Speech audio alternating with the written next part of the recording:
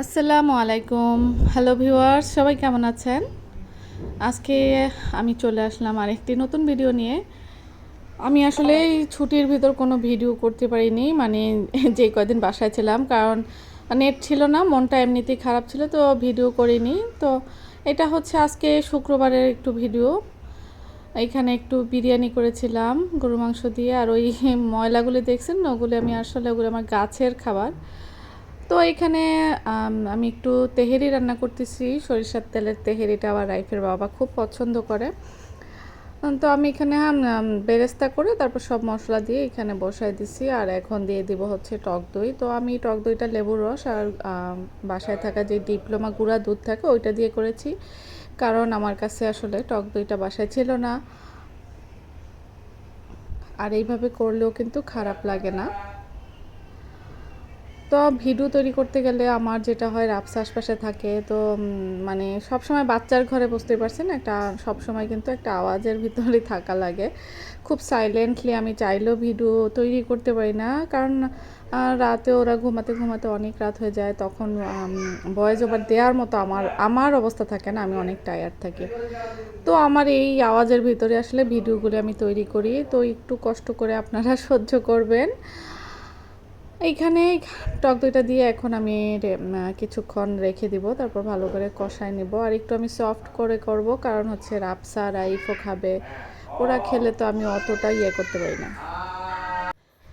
Friday হওয়াতে ওর বাবা থাকাতে আরও বেশি চিল্লাচিল্লি হচ্ছে, কারণ রাইফ যখন চিল্লায় তখন রাফসা সেটা নকল করে, তো ওই কারণে ওর বাবা খুব হাসতেছে, আর রাইফের থেকেও জোরে জোরে চিৎকার দিচ্ছে রাফসা। আর এখানে আমি আলু দিলাম, আলু দেখে হয়তো ভাবছেন যে এটা মাংসের বিরিয়ানি না আলুর বিরিয়ানি। আসলে আমার বাসায় আলুর বিরিয়ানি রান্না করা হয় বলা চলে, কারণ আলু হচ্ছে এত খাই, এই আলুগুলি দেওয়ার পরেও শুনতে হয়েছে যে আমি কেন এত আলু কম দেই।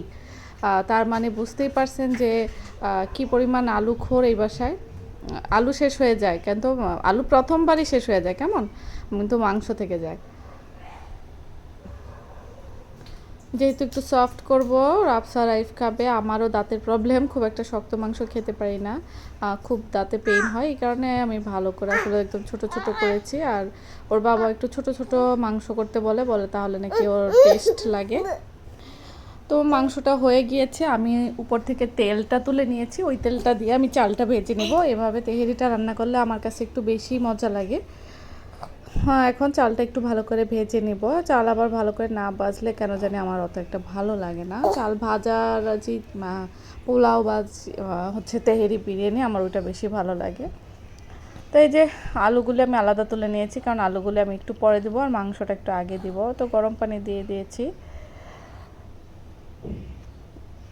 চালটা কিন্তু প্রায় হয়ে গিয়েছে, যেহেতু এটা চিনি গুঁড়া চাল, উপর থেকে কয়েকটা কাঁচামরিচ দিয়ে দিচ্ছি, তাহলে গ্রানটা খুব সুন্দর আসবে।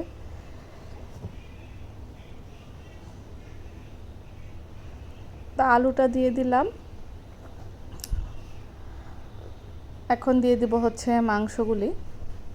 না, প্রথমে ভেবেছিলাম মাংস আমি আগে দিব, তারপর হচ্ছে আর দেওয়া হয়নি। আসলে বাচ্চা নিয়ে কাজ করলে যা হয়, অনেক সময় অনেক কিছুই কিন্তু সময় মতো মেনটেন করা যায় না। তো এইখানে প্রায় মানে হওয়ার পথে চলে এসেছে। আমি উপর থেকে একটুখানি ভিনেগার দিয়ে দিলাম, এটা অপশনাল, এটা আমি এমনি দিয়েছি। আর হচ্ছে একটু জায়ফল জয়ত্রী গুঁড়া, এটা আমি মাংসের ভিতরে দিয়েছিলাম রান্নার সময়। আমি কিন্তু একদম অল্প মশলায় ঘরে থাকা নর্মাল যে মশলা ওগুলি দিয়েই রান্না করেছি। আমার আসলে বাসায় এত বেশি বিরিয়ানি বা তেহেরি রান্না, আমি বিরিয়ানি না আসলে তেহেরিটাই রান্না হয় বেশি, তো অনেক সময় অনেক রুলসই ফলো করা হয় না। তো এখানে একটু সালাদ করে নিয়েছি, পেঁয়াজ শসা কাঁচামরিচ আর লেবুর রস আর সরিষার তেল। তো এই যে আমাদের আজকের খাবার দাবার। তেহেরিটা খেতে অনেক মজা হয়েছিল, ঝটপট এভাবে করে নিলেই কিন্তু আসলে বেশি মজা হয়। তো এই ছিল আমার আজকের ভিডিও, আজকের মতো আমি এখানে বিদায় নিচ্ছি।